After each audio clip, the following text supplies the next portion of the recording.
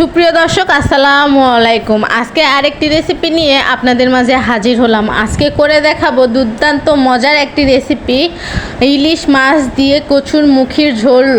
আমি আমার মতো করে আপনাদেরকে করিয়ে দেখানোর চেষ্টা করব খুবই সহজভাবে। দেখুন, এখানে আমি কচুর মুখি পাতলা পাতলা করে কেটে নিয়েছি এবং ধুয়ে ভালোভাবে পরিষ্কার করে নিয়েছি। দেন এখানে ইলিশ মাছ নিয়েছি এবং মাথাটা কেটে আমি দুইটা করে নিয়েছি। দেন এই পাশে আমি চুলার মধ্যে একটা হাঁড়ি বসিয়ে পরিমাণ মতো পেঁয়াজ দিয়ে দিলাম হচ্ছে কাঁচামরিচ। আমি রান্নাটা হাতে মেখে করে দেখাবো। এরপর দিয়ে দিলাম আদা বাটা 1 টেবিল চামচ, রসুন বাটা 1 টেবিল চামচ, দিয়েছি হলুদ গুঁড়ো 1 টেবিল চামচ এবং দিয়ে দিব শুকনা মরিচের গুঁড়ো 1 টেবিল চামচ। যেহেতু কাঁচামরিচ দিয়েছি ঝালটা বুঝে দিতে হবে। এরপর দিয়ে দিলাম জিরা গুঁড়ো 1/2 টেবিল চামচ, ধনিয়া গুঁড়ো 1/2 টেবিল চামচ, দিয়ে দিব স্বাদ মতো লবণ। আমি সব কিছু মশলায় সামান্য পরিমাণ করে দিয়েই রান্নাটা করব। এরপরও মাছের টেস্টটা থাকবে। এরপর দিয়ে দিলাম রান্নার তেল। এখন সব কিছু হাতে মেখে নিব।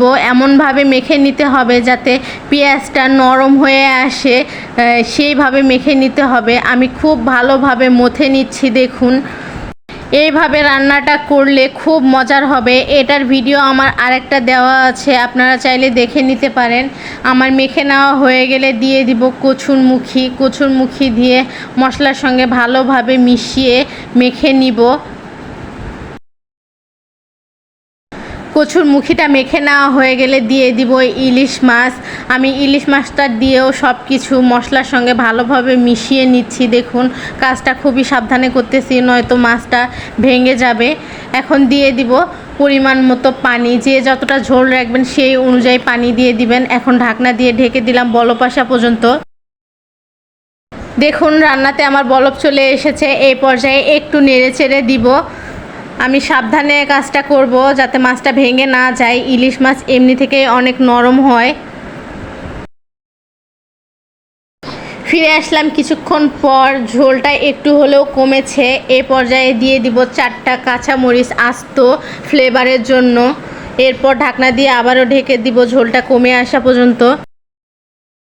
ফিরে আসলাম কিছুক্ষণ পর। দেখুন, আমার ঝোলটা কমে গিয়েছে। এই পর্যায়ে আমি চুলা অফ করে দিয়ে নামিয়ে নিব।